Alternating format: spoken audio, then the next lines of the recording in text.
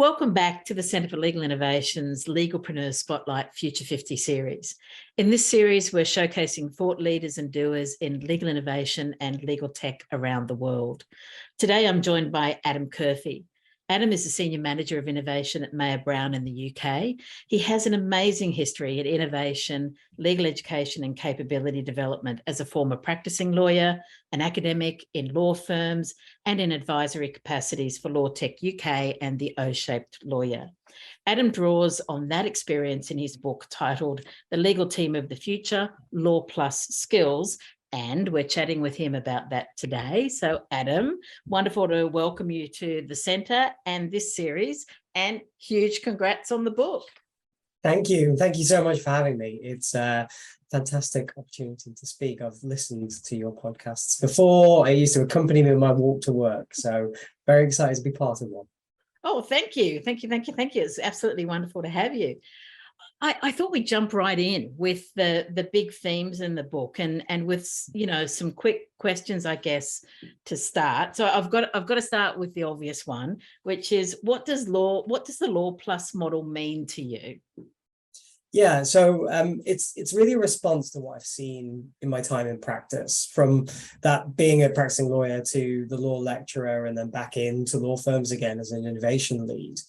I've seen so many skills piled on lawyers in addition to law, and it's just not fair. We keep piling it on and on. It's not fair to the lawyers who feel like they have to know all this, the future lawyers who feel like their studies on just law aren't enough, and from other professions that we should be welcoming into law, because like it or not, we're not quite as special as we think we are as a profession.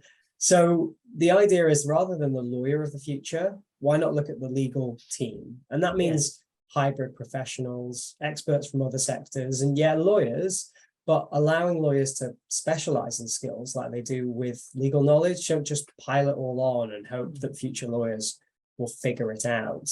And that name is not just cribbing off Disney Plus and other streaming services taking advantage of the zeitgeist, but it's also showing that law is still the core focus, but there needs to be more than that. So it's law plus. Yeah, I fear if we do keep piling on and we don't rationalize in the sort of way that you were saying and the book speaks to, we won't get anyone wanting to do law too soon. So, you know. No, exactly. And we already find it hard for people from other professions to come into law. And it's not exactly helping with the mental health situation of people who are already very stressed and having to deal with a lot more as well. Yeah, absolutely.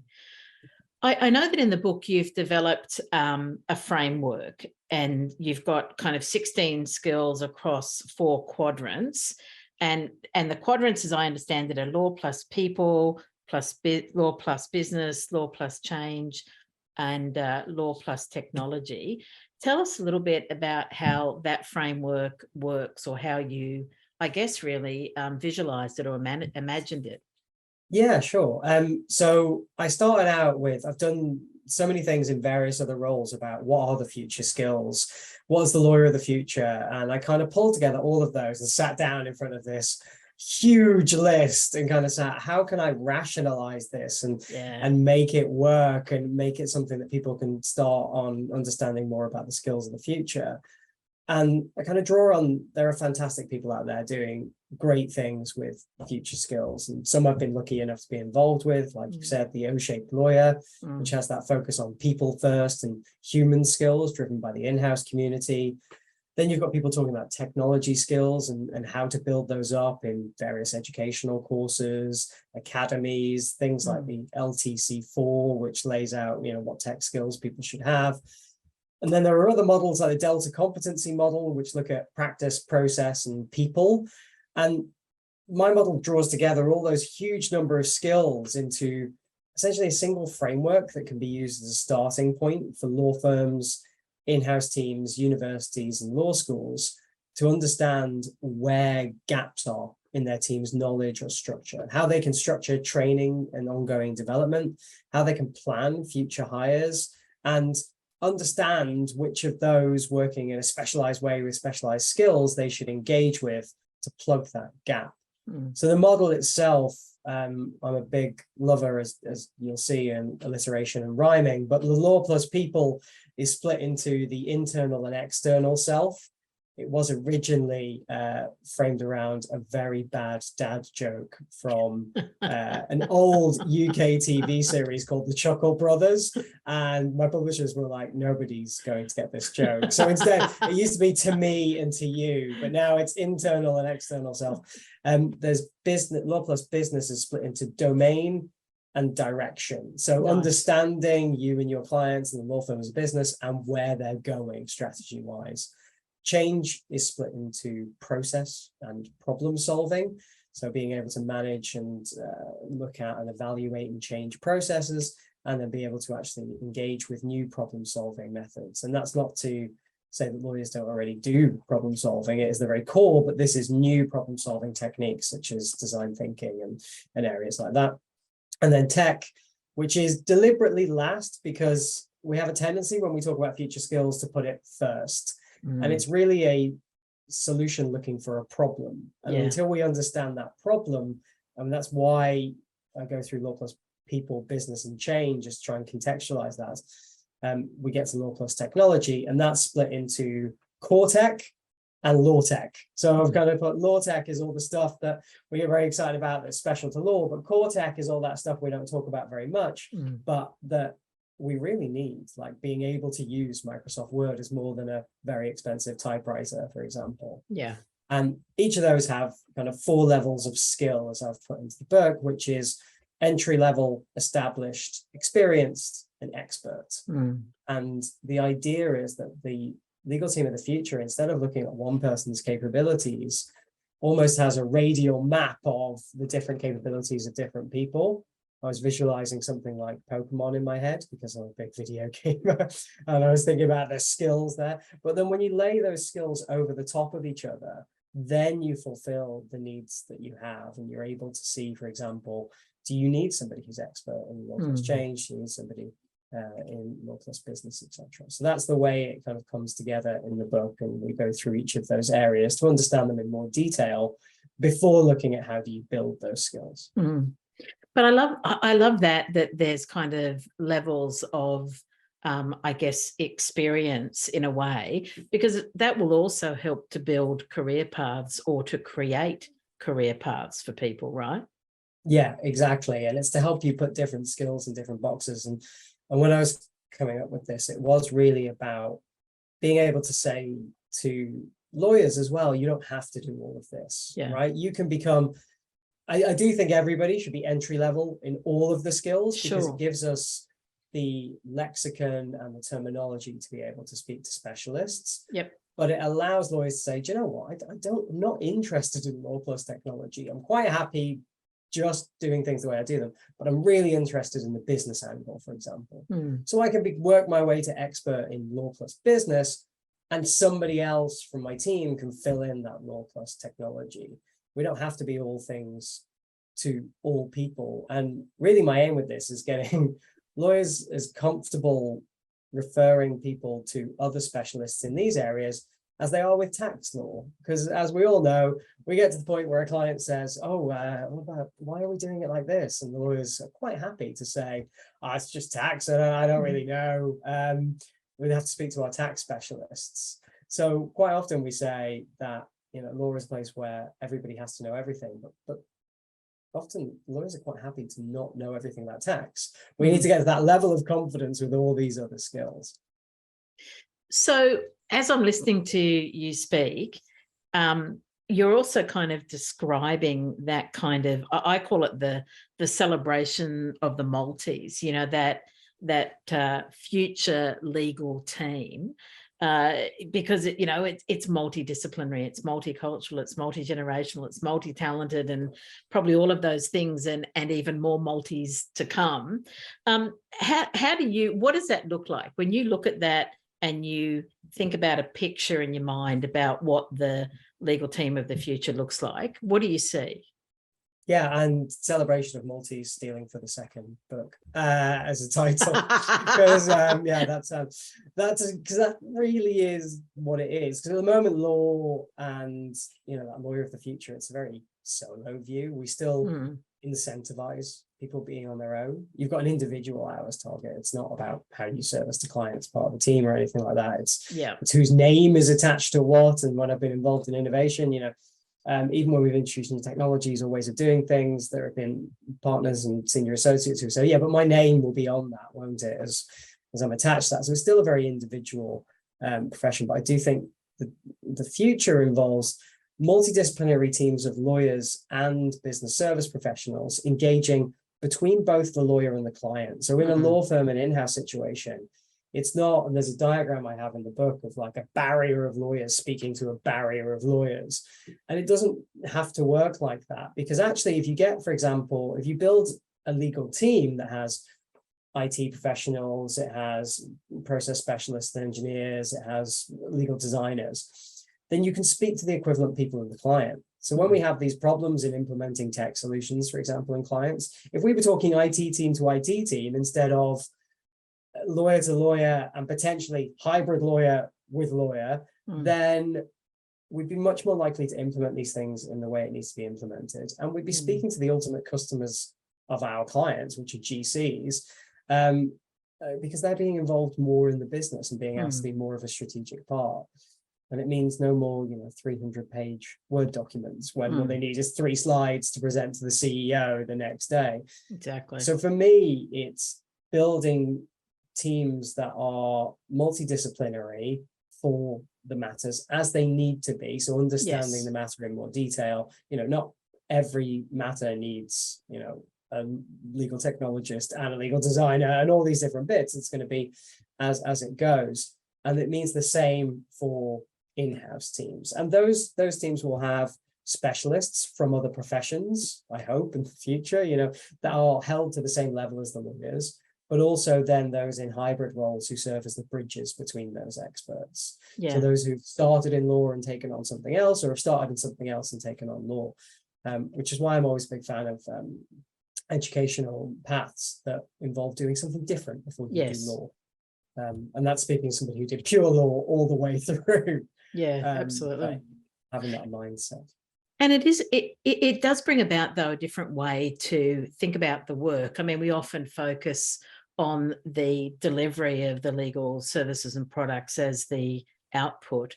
But to me, it goes back way before that in how you're actually conceiving the work, not just assigning the task, thinking about the job and conceiving how you're going to respond to it. Do you think is that a fair summary, do you think?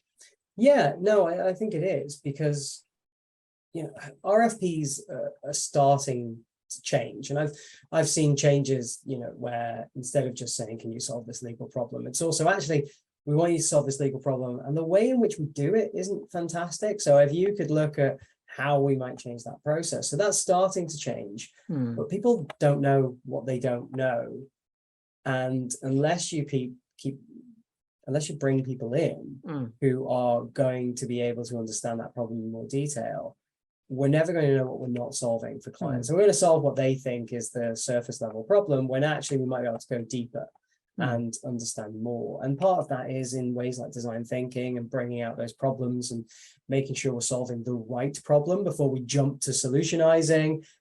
But it really depends on all those different factors. But for me, I think it's really exciting to change the way we think about the problems we're presented with, instead of just quick, get it out, get it done, because speed might be great, but if we're solving the wrong problem, then have we really done anything at all? And we've seen that happen more times than we want to think about as well. You spoke earlier about folks particularly lawyers, having some foundational skills across a number of different areas, those 4 quadrants that we spoke about earlier. Across all of the disciplines, and as we're looking at what I'm going to call for the moment contemporary legal practice, as well as a future legal practice, are there skills that you see in the legal ecosystem now and in the future that are common core skills, things that everybody has to have, and if so, what do they look like? Yeah, so when I've done loads of these events where I ask people, let's get a word map up of what all the skills of the future are and what they're going to be. And there's 2 that always come top. and one is adaptability, and one is commercial awareness. Now, okay. Interestingly, I think that's because they're so fluid a concept that everybody that writes it probably means something different by those. So I think that, you know, it's not just that they're really important, which they are, and they are skills that I talk about, but I think also in people's heads, to some people, commercial awareness is getting up and reading the Financial Times every day. To some people, it's understanding the context of your clients, which is, you know, where it should be. But it means lots of different things to different people. Adaptability to some people means in an in-house environment, for example, turning your hand to different specialisms of law. To some, it's going to be being able to deal with when I'm working you until 4 a.m. You know, it depends what it means to different people. Yeah. So for me, I kind of put those to one side because they are so fluid. And for me, I've always thought the key skills are communication and empathy that everybody should have. Yeah. The more you can listen and understand what people want and how to achieve it, the more likely it is change will happen. And that's not a skill that's only when listening to your client and saying, oh, what are your problems? How can we help? And making sure we solve the right problem. But internally, when you're working with other people and you need to sell them a solution or engage with them in something or work with them, the more you can actually communicate, not just talk, the more that you can listen and understand their position, the more likely things are going to happen. And that happens, you know, right now it's with, if we take an example from IT teams and lawyers who are asking each other completely different types of questions and not getting the answers they quite expect. And you end up going back and forth a million times. If we could increase the communication and the empathy of understanding why the other is asking the questions that they are, you know, the IT teams have specific risk and they have to code things in a certain way. And lawyers who want a little bit of flexibility still built in because they're not entirely sure about which way it's going to go, then I think we'll get really closer. But I think listening, understanding, and developing those solutions with the end user in mind are the core skills to me. And all of this comes back to just being able to communicate and understand what it is you're communicating. Yeah, absolutely. That would be a beautiful legal world. I would like to live in that world, Adam. So, you know, just saying. I'm trying. All right. So from what you're saying, and I guess just delving back into, in a way, the Law Plus bit, there's core skills, but you still envisage that there would be specialist skills for different functions, you know, on top of that. So there'd still be the lawyer, maybe the data scientists and the knowledge management person or whatever. Is that right? Yeah, that's absolutely. Okay. Yeah, absolutely. So that they will possess these skills in different levels of expertise, and that's why I've built in the expertise levels. So I mean, as I said, I think everybody should be entry level on all of the skills so that we can engage with all these different people. But different roles will absolutely have different expertise in different areas. So your project managers will have really good Law Plus change skills, and your legal technologists will be really good in Law Plus tech, and you can subdivide it further. So it could be, you know, they're really good at Law Plus tech, law tech, or they're really good at Law Plus change and project management. So you can split them further if you want to in the way of the skills. So in the book, I actually give a case study. There's chapter 8 is a case study showing how all these people with different roles and skills work together to solve a problem. Nice. And it's based on a real situation. It's one of those things that you always do when you're teaching, or is you give a case study and you say this is how it would work in a fictionalized situation. Or when you're understanding other people, you create personas about them. Well, this is the kind of equivalent of that, where it's based on a real situation with real people that actually happened between a law firm and a client, but none of the people in there are the thing. It's kind of oversimplified. Yeah. So there is this use case going through how do these different teams work together, and the data scientists and analysts, and how do we bring in people who understand process? How do we bring in people who understand technology and business, and how do they all work together? So it's a very kind of serious business focused chapter. Because I'm me, the case study is based on a whoopee cushion manufacturer. Because there's got to be some levity in there. But yeah, it's based on a completely real situation.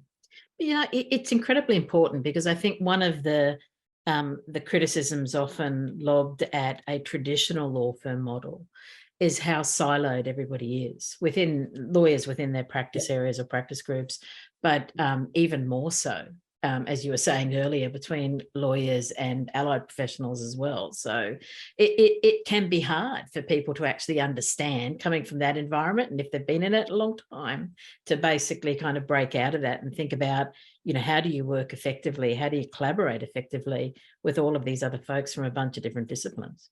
And we're led to believe that we're so special and different from other professions as well. For the whole time since I started, you know, the legal profession is special. You're a lawyer. These people are non-lawyers. What a terrible term. Terrible term. Yeah, I go to business services, obviously allied professionals. Though, you know, there are much better tools that we can use for that, and better terms. But I think we've just been told we're special for so long that almost you don't want to collaborate. And as I said, you're not incentivized to collaborate at the moment. Some firms doing great things, and I talk about some of those in the book, about where they're kind of breaking up the billable hour, or they're looking at different ways to incentivize, or they're giving out innovation hours type stuff. You know, there are firms that are trying to do things. Sure. And I certainly think in-house teams are ahead of the game because they have to be in terms of this kind of adaptability and new skills. But yeah, it is one of those things where it's hard to collaborate because we've never been told to, or asked to, or incentivized to. Yeah, which is a great segue into my next question. And, you know, apart from perhaps not having incentives to do it, so needing incentives to do it, what other obstacles do you think stand in the way of, you know, most law firms or legal departments today to really construct this team of the future that you've just described?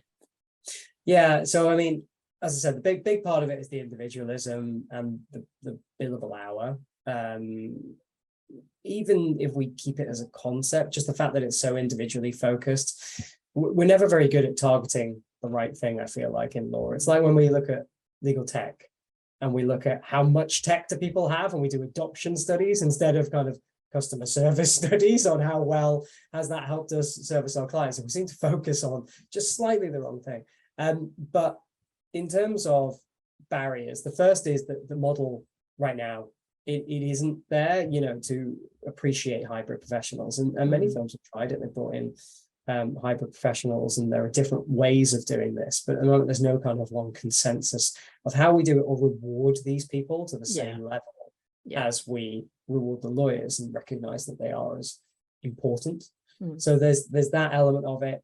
There is the fact that the training and education isn't in place right now. Definitely. And some of that comes back to incentivizing once you're in practice, because you're not given the time to actually train. But there's also the lack of clear paths, which is what I'm trying to do here, to say, look, you can go and specialize in this instead of just picking and choosing. And education wise, there aren't new courses, there are new ways of doing things. You know, there have been law and technology courses for quite a few years now. More and more are happening, and there are some great things where we're getting lawyers to work with computer science teams and other types of areas to increase that collaboration from the early stages. But a lot of this is also being done at grassroots. So the other barrier is that the senior most people aren't seeing the same level of change. So people are coming in and they want this whole new world that they've been shown in legal education and they've been talked about, and it's not there. And some of that is going to be people who are kind of thinking, oh, I'm nearly retired, so I just wait this out. Just keep things the way they are, and then I can go. So I think that's kind of part of the barrier for introducing those things. And it is just also not appreciating the lexicon. And of course, there is the traditional problem that law firms are doing really well economically. And how do you tell a room full of millionaires their business model is broken? The traditional problem. And it is the recognition that just because the law firms are doing well doesn't mean that your clients are. And we're in a service industry. We should be servicing the clients the way they need it. For in-house teams, I think the biggest barrier is probably that they're sometimes seen as the no department. They're brought in too late into these things. And as a result, they have to just say, oh, you can't do this because you haven't considered X, Y, Z. And as a result, the business may go to them less or later because they just think, oh, they're just going to say no to this really exciting thing. I'd rather go much further. But that is starting to change a little bit with GCs being more involved in the business and the strategy. And I think I saw something recently where, more GCs are being asked to be the conscience of the business rather than being this quasi-external cost center as they're perceived, of just wait, give us advice, and then you go away. But it's about appreciating that value. Yeah, absolutely. And I think I know here, and interested to know if it's true in the UK, a lot of the roles which always seem to have legal in it, like legal data analyst and legal technologist, etc., they've often grown out of someone's interest, that someone previously practicing law, and then they've grown into a role. So part of that is that there's always been that connection with the person being a lawyer before. That is changing.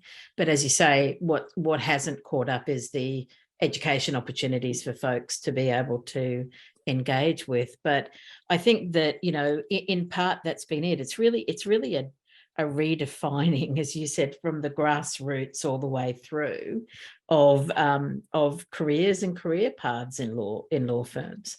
Yeah, and one of the things I talk about in the book is presenting splinter points. Yeah, attrition is a big problem. We're at a massive talent war at the moment, and understanding why people leave and giving them different tracks to go on, I think, is really important. We have a partnership track, but if you don't want to be on the partnership track, where do you go? What do you do? Oh, okay. Exactly. I don't want to be a partner. Am I now useless? Yeah. So I think creating more tracks is saying, okay, well, you're an R, and that's why I've given them these broad terms. But if you're on kind of the business track, then you are going to be engaged in a business development. You're going to be a business development partner. And the way in which we look at how you're being successful is how much business are you bringing in. But then maybe you're a law plus tech person, and that's the path that you're on. You're a legal technologist, and then your metrics are different for looking at how you've been successful, because you're going to be engaging with technology solutions. So what's the adoption level, what's the feedback, what's that sort of thing. So you can start to create not only different paths, but different reward structures and incentivization structures for those people, which I think is the big problem that we keep encountering, because we create these paths and we do these things, but it's individuals, as you say, who have gone from law and looked at doing something else. There's a reason that, every time I introduce myself, I have to start with, I was a lawyer. I was definitely a capital markets lawyer. I was practicing. So that happens, and it shouldn't need to. We should be able to get away from that and recognize that people from other areas, especially with data, which is not something that we can dip our toes into. I think in the book, one of the things I say is, how would you like a computer scientist who'd done a weekend in law or a short course in law coming in and giving advice to clients? And yet we're quite happy to say that a lawyer who's done a short course in tech can code a new solution. It's just an interesting mindset that we have, that we're like, lawyers, we can do anything. Weekend course and we can have a new role. But we're not going to bring in a specialized data person because they couldn't possibly understand how law firms work. Absolutely. I couldn't agree more with everything that you've just said. But I'm going to go to the question that stands out of all of that is, how do we then flip that mindset? What do we find that can support it? And I know you've spoken about things like incentivizing different sorts of work, and of course a mindset shift, but how do we actually, because this is still the big problem in a lot of places, how do we actually just get moving forward on this and not stagnate, or even worse, start going backwards again? Yeah, I mean, I'm a big fan of just do it. Because and see if it works and see what fails and try out different things. But I know that for a lot of law firms and for a lot of professionals in law, that's a difficult situation, because we're not used to not being successful or not being perfect and trying things out. So we need a kind of planned path in place. So I think part of it is starting with that education piece and saying, right, here is the way you might progress over time. And then as we see the grassroots come up, we're going to see new ways of doing it. But that also means we need planned paths at law firms and agreement about and standardization about some of these roles, because working in innovation, when I've looked at jobs in the past, I'm like, it's all a over the place. a legal innovation manager. What level is that? Because I've got no idea, because there's no standard. Legal technologist, is that senior, junior, lead manager, senior manager? What do all these things? There's no real consensus to the extent that we have on, you know, junior associate, senior associate, partner.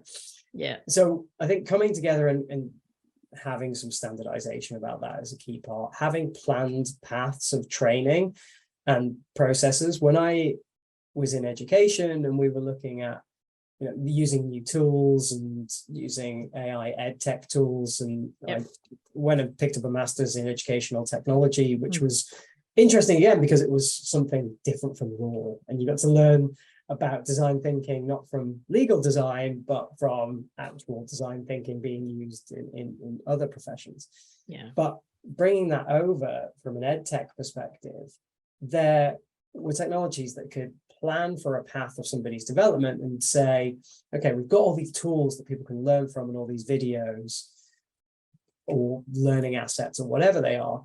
But where are they trying to get to, and how do they get there, and where are they right now? So what do they need next in terms of their development? And if we could plan out development to that level, I think it would make people feel valued to that extent. Because we have, you know, at Reed Smith, there were tech associates and summer tech associates during the summer stuff. So we are starting to see firms bring in different hybrid roles, but they're not currently held to that same level of seniority as the regular lawyers. So having these planned paths, I think also being told by clients that this is needed is a really important way to get there. The O-shaped lawyer has been really successful in the UK because it was a group of in-house GCs that came together and said, well, we want to do things differently. So of course their people who were their law firms say, oh, our clients want to do it differently. Oh, okay. And then they tell their law schools, they're like, oh, we need to do this differently. And it trickles down. Yeah. And I think law firms are usually very afraid to talk to their clients. And I variety of reasons, but we don't like getting feedback, and we just do the task and then kind of move on and hopefully stay the next time in the panel until it's time to do an official feedback meeting. But the more we can ask for that feedback and the more that clients are willing to give it and say, actually, I need people with these different skills. I think that's how we're going to drive things forward. So I think putting the structures in place and having the push down from the top to do it, and you know, it's starting to happen because competition, especially here in England and Wales, there is that competition from deregulation, which is forcing some of this, where you look at other UK firms and go, oh, they are doing low. I nearly was proper English then and said blimey. But they are doing really great things. They're having data science teams, they're spinning off all these sorts of subsidiaries who are doing fantastic work. They are taking that low value, high volume work as part of their advisory work. And suddenly, with shrinking panels, you start seeing bigger law firms go, oh, we need to change because other people are doing it. And that's going to be part of what drives it as well. But for me, it is about having those planned structures in place right from the start, and also giving people who are already in practice that opportunity. I mean, the traditional, as you say, you know, people aren't given that incentive. The traditional startup path is to start in a law firm, have an idea, not be supported to develop that idea, leave the law firm, set up the company that develops that idea, and then get bought back by the original law firm that let you go in the first place. It's crazy. Whereas if that law firm had supported that person in that idea from the start, they could have just built it in-house and the firm would have a much bigger cut of that pie. Absolutely. You want to turn everyone into an entrepreneur and not an entrepreneur, I guess, really, don't you? So I wanted to wrap, unfortunately, with this question, and it's kind of got two bits to it. And that is, you know, if you're an individual or if you're a leader in, and I'm going to go wide with it, it's a law firm, in-house, university, law school, and you want to take your Law Plus model and apply it, because as you were speaking to it, I was thinking it does really sound like a blueprint that you could do this with. I'm going to ask you the hard business question and then another kind of obvious one. But what's your business case for it? And the second part is then where should you start? I mean, the very first step, apart from buying your book, I get that, but that was my number one step. Yeah. But how, what do you think about those two questions there? Yeah. So the business case point, and I talk about this at the start of the book, the whole first part, it's split into three parts. The whole first part is why. Okay. And then it's what, and then it's how. Yeah. And the business case is really, I mean, clients are asking for it. I talked about some of this already, but ever since way back 2007, 2008, and now even more with COVID, in-house legal teams are under more pressure because they're being asked to be part of the business. They're being asked not to be a cost center. And that is leading to a requirement for transparency, for openness, for metrics-based calculations. Yeah.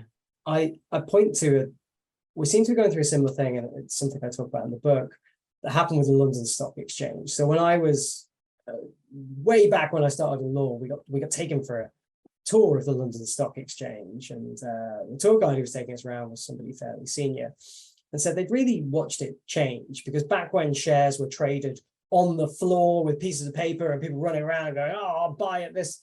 He said the key thing wasn't how good you were, it was who likes you, who are you taking out for drinks, who do you know, who have you worked with before? Yeah. And then as soon as technology started to come in and it became more important to find absolutely the best cost, and we could find the best cost on second by second, that faded away, and it became who could comply with the metrics the best. And we're hitting that point in law firms where it can't be, oh, I know this GC because I used to work at this firm, or the GC used to work at this firm and he's now gone into practice, or she's gone into practice, or we do this or we do that, or we've known each other, we've been out for dinner. That's still important, and human skills absolutely are important. I talk about this in the book, but we are being assessed on metrics for being included in panels. And over time, that is going to require more proof, more data, and that means getting better at doing all of these different things that are connected together. So I think that's another part of it. For in-house teams, it is being part of that business, and you want to be part of the growth of the business and the strategy. So your business case is in making the legal team more of a part of the business, and doing that by engaging with people with different skill sets and engaging yourself with different skill sets. And then on top of that, we've got the talent war. You know, you've got people fighting over new joiners, and salaries are skyrocketing, but it's not just salaries now, because all the salaries are so high. And people start to look into this and do various talks and questionnaires and surveys, and actually finding that salaries, yes, it's obviously a part of it, but what is the path for me is another part of it. And what else can I do that interests me? And what do I have that curiosity with? Can I be a legal technologist, designer? Can I do these other things? So getting people through the door is another kind of business case for this. And then, of course, there is the big driver, which always comes, especially for law firms. Other people are doing it, so catch up. It's like, oh no. So I think that is one of those big drivers as well. And in terms of where you can start with it, obviously by the book, but there are, you know, part of it is understanding what your capabilities are already. It's like when we look at technology and people immediately go out and go, oh, what am I going to buy? I want it to do this, this, this, this, and this. And then you sit them down and say, well, you know, Microsoft Excel could do all of that. Or you can do all of that in one tool that we bought 5 years ago and we've never used. In much the same way, where do the interests lie with new joiners, for example, when they're coming in? What do they want to do? Where do they see their career paths going? It is engaging with those. Do that reverse mentoring type piece to start to understand what people want out of their roles in the future. So appreciate what you need. I would say engage further with your clients. A lot of law firms have client listening, but it's make sure that the people who are doing that listening are multidisciplinary in themselves, and the people that you're talking to are multidisciplinary. So are you hearing the requirements from just the GC, or are you hearing it from the wider business? Can you get to talk to them? And I think the more we open those communication paths, you can start to build out where these things go. But certainly I've envisaged this as a blueprint. And as you get more interested in the various areas. So if it's people skills, then absolutely it's the O-shaped lawyer talking to Dan Kane, who have those specialized things in place, like the courses and the training and the building that up, or it's the design your Delta type stuff that Alison Carroll and Kat Moon are coming out with. Or it's going to the LTC4 and speaking to somebody like Joanne Humber and doing that area of it. Once you get down to those specificities. But I think the first thing is understanding, does this blueprint work for you? Do you want to tailor it, tweak it? You know, you can call it whatever you like. I don't mind. I've got no qualms about what various firms call it. And I like to take it and change it for whatever. But putting those structures in place and understanding where people want to go along those structures is your first place to start, and understanding what your clients need. And for law firms, that means external clients, and for in-house teams, that means talk to the business. But again, it comes back to that communication and empathy, right? Understand what needs to happen and how you need to do it and what the people you service need. And that's the best way that you're going to see progress and change. Yeah, absolutely. Could not agree more with that sentiment. Adam, thank you so much for your time. Really appreciate it. Folks, the book is The Legal Team of the Future, Law Plus Skills. I can't wait to read it. Well, you know, you can read about whoopee cushions and you get to read about a mug that stabbed me in the eyes. Incentives. Thank you very much. Thanks, Adam. Thank you very much.